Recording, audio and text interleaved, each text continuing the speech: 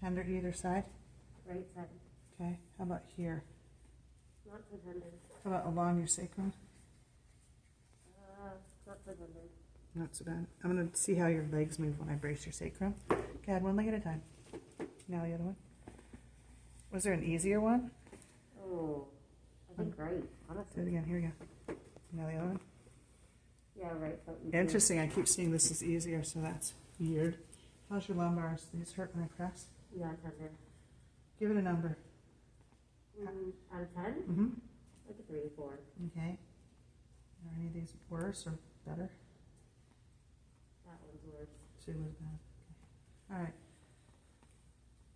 So I'm not finding, I think we've got more of a PI. Let's see how your legs are. Scooch a little bit closer to me. Bring your face paper. Oh, I'm going to bend your knees. There you go. She's getting some findings, so I'm going to stick with a sacrum. Turn towards me. Just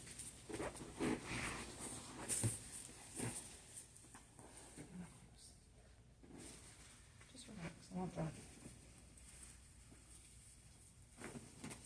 Let's have you guys this down. It sounds? We got a little sacrum and some lumbar on that one. Yeah, it's good.